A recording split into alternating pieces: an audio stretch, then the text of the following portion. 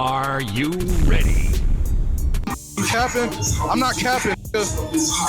Straight up. Oh, you think he's stronger than me?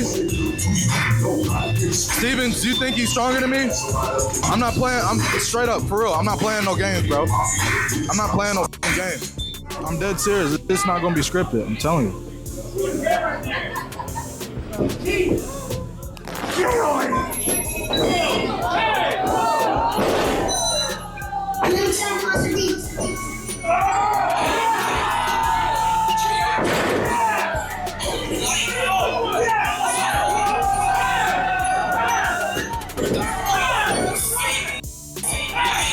Shocking truth about Raja Jackson's violent meltdown.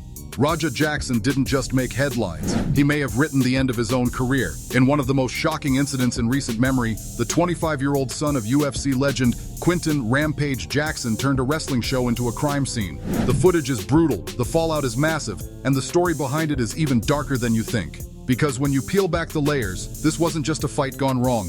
This was years of tension, family turmoil, and a young man raised in a storm of chaos finally exploding in front of a live audience. And the evidence is crystal clear. The punches were real, the intent was there, and Raja may soon be facing the harshest charges of his life.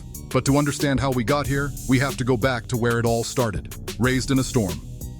Raja Jackson was born May 2, 2000, into a world already shaped by fame and fighting. His father, Quinton "Rampage" Jackson, was one of the most recognizable names in mixed martial arts, a UFC champion known as much for his wild personality as his knockout power. But while Rampage was building his name inside the octagon, Raja was growing up in a household that was anything but stable. Rampage's personal life was complicated. He married Yuki Jackson, with whom he had 2 children, but also had kids from previous relationships. In total, Rampage has fathered 5 children, spread across different partners, different homes, and different stages of his chaotic career. In 2020, he and Yuki filed for divorce, only to reconcile briefly before separating again. And by 2023, Rampage welcomed yet another child, this time with a different partner, underscoring how fractured and shifting Raja's home life really was. For Raja, that meant growing up in a blended family that was constantly changing, sometimes united, sometimes broken, apart, sometimes publicly messy. Open up more about it. You know, that's part of the reason why I don't like, cameras. I just like being alone, honestly, because of that. You know, I grew up with her a little bit. It was rough when I was a kid because I barely saw her. You know, she's in heaven now. It sucks. He lived in the shadow of a father who thrived on confrontation, controversy, and attention, but he didn't have the same outlet. He wasn't the UFC star, he wasn't the fan favorite, he was the son, often the punchline in his father's jokes, sometimes literally the target of his aggression.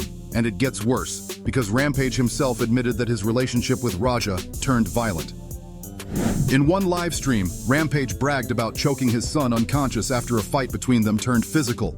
He mocked Raja for being vegan, humiliated him in front of viewers, and even joked that instead of saving for college tuition, he put money aside for Raja's bail. My son's a vegan because he's a... Huh? You heard that? That's making you look bad. You trying to degrade and downplay your own kid. Man, you. As my genetic makeup, he love animals, but he don't do it for the animals. He said he want to be a vegan because he looked like a gorilla, and gorillas are vegan. Fight once. Oh, really? 2 years ago? Yeah. He sucker punched me. Well, I saw the slap. How'd that go Was for you? that? And what'd you do? Did you slam him on his head? Oh, yeah. That motherfucker went to the hospital that day. Yeah. I felt bad about kicking. Think about that. Your own father going live on camera telling the world he's preparing for your arrest before you've even been charged with a crime.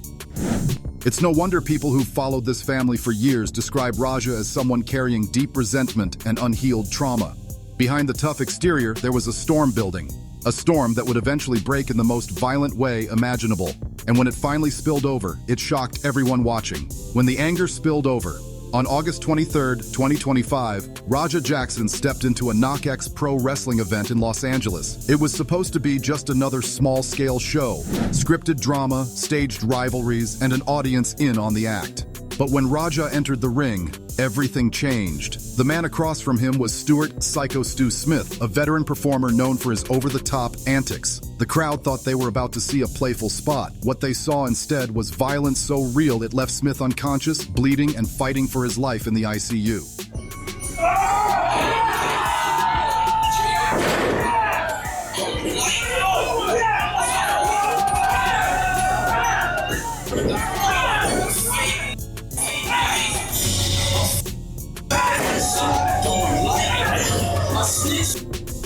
Here's what happened. Raja rushed the ring, grabbed Psycho Stu, and delivered a slam straight out of an MMA highlight reel. Stu hit the canvas hard and lay motionless, but Raja didn't stop there. He mounted the wrestler and unleashed punch after punch, more than 20 blows to the head of a man who was already out cold. The audience gasped. The wrestlers at ringside froze, and the live stream broadcasting to thousands captured every brutal second. LAPD confirmed they are investigating the incident as a case of felony battery.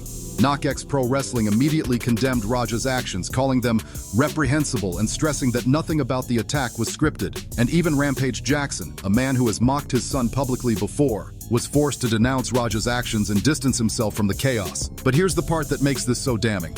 Raja himself made it clear this wasn't an accident. In the hours leading up to the attack, Raja told his live stream audience that it wasn't going to be scripted. He promised he'd hit Stu as many times as possible until someone pulled him off. And then, on August 23rd, he did exactly that. At this point, I've got to ask you guys directly, what do you think? Do you believe Raja deserves to go to jail for this? Drop your answer in the comments below, because the evidence here is about as incriminating as it gets. Because remember, this isn't just about one bad night. This was a man raised in turbulence, pushed by humiliation, and fueled by internet clout. And when the storm finally broke, he crossed a line you can never come back from. But listen closely, because the fallout from this night isn't over yet. A toxic father-son dynamic. Rampage Jackson is one of MMA's biggest personalities. A fighter, a troll, and a man who built a career on controversy. But when you look at his relationship with Raja, it's hard not to see a pattern of humiliation that may have shaped the violent outburst we all witnessed. Rampage has publicly mocked his son countless times. He clowned him for being vegan, joked that he looked like a gorilla, and told audiences he saved bail money for Raja instead of college tuition. To the internet, it was content. To Raja, it was constant belittling from the one man whose approval mattered most. But that's not all. Rampage even bragged on stream about choking his son unconscious during a fight at home. He laughed as he told the story, boasting that Raja wouldn't tap out, and so he put him to sleep with a guillotine choke.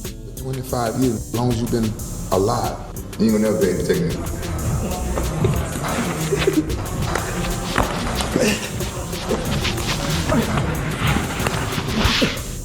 Imagine being a young man, growing up in the shadow of a famous father, and that father not only fights you, but brags about it publicly.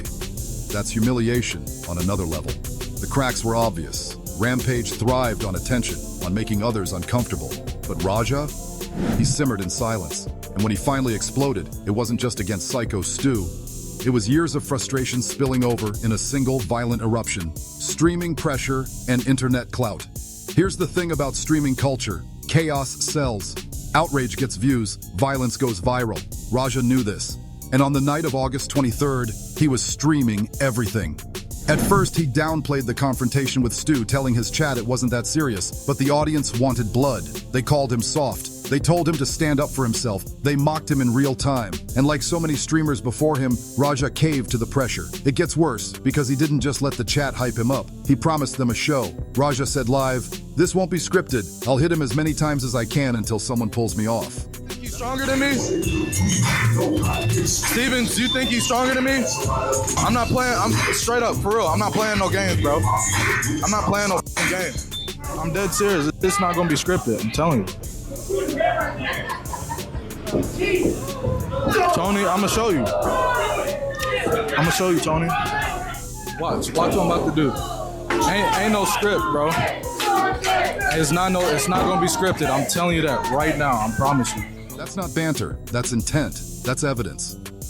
And the scary part? His chat rewarded it. They encouraged him. They demanded more. This wasn't just a fight between two men. It was a performance for thousands of anonymous viewers egging him on. Let me ask you this. Do you think streaming culture is partly to blame here? Should platforms like Kick be held accountable for pushing creators into this kind of insanity? Comment your thoughts below. The setup that backfired. Backstage, wrestlers thought they were setting up a fun storyline. They saw Raja as an outsider they could pull into the act, giving him a chance to get his lick back after Stu disrespected him. They assumed he'd play along, throw a fake punch, get a pop from the crowd, and move on. But here's the problem. Raja wasn't a wrestler. He wasn't trained in performance fighting. He was an amateur MMA fighter, someone trained to hurt people for real. And when you put a man like that in a wrestling ring without clear boundaries, disaster is inevitable. The reason this is so damning is simple. They told Raja to give Stu a receipt. In wrestling, that means a light payback move, but to Raja, it meant unleashing hell. The wrestlers may have thought they were setting up entertainment. Instead, they accidentally staged a crime. The ring turns into a crime scene. When Raja hit the ring, you could feel the shift. At first, the crowd cheered, thinking it was all part of the act. But the second Raja slammed Stu to the mat, knocking him out cold, the cheers turned to gasps.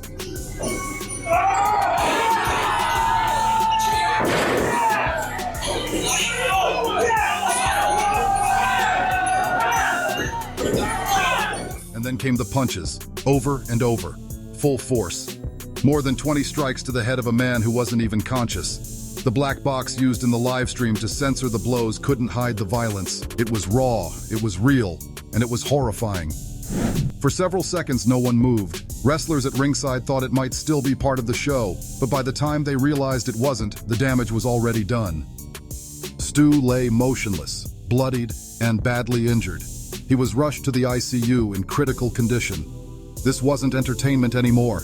It was felony battery in Francine, bunt of a live audience. Aftermath and fallout. In the immediate aftermath, KnockX Pro Wrestling condemned Raja's actions, calling them reprehensible and making it clear nothing was scripted. LAPD opened an investigation treating the case as felony assault and potentially weighing attempted murder charges depending on medical reports. Even Rampage Jackson had to distance himself.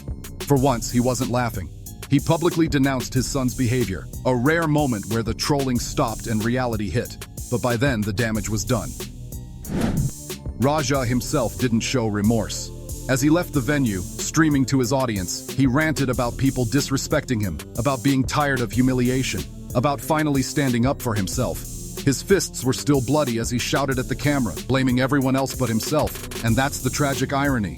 He threw away his future just to prove himself to an online chat that will forget him in a week. The bigger picture. This story isn't just about Raja Jackson. It's about what happens when family trauma, toxic father-son dynamics, and streaming culture collide. Raja wasn't just fighting Psycho Stu that night. He was fighting years of humiliation, years of neglect, and the weight of living in his father's shadow. But none of that excuses what he did. At the end of the day, Raja made a choice. He planned an attack, announced it publicly, and carried it out with devastating consequences. He nearly killed a man. And now, he has to face the law. The bigger question is, how many more times will we see this happen? How many more streamers will blur the line between performance and reality, pushed by audiences who reward chaos with clout? Because let's be honest, Raja won't be the last. And as for him, the only thing left to ask is simple. Will the next chapter of Raja Jackson's life be written inside a prison cell? So what do you guys think? Should Raja be charged with attempted murder, or do you think the courts will settle for felony assault? And do you think his father's influence played a bigger role than people realize? Let me know your thoughts in the comments below. I'll be reading and responding. If you found this breakdown eye-opening, hit that like button, subscribe for more deep dives, and don't forget to turn on notifications so you never miss the next story. Because trust me, this saga isn't over, and the fallout from Raja Jackson's violent meltdown is only just beginning.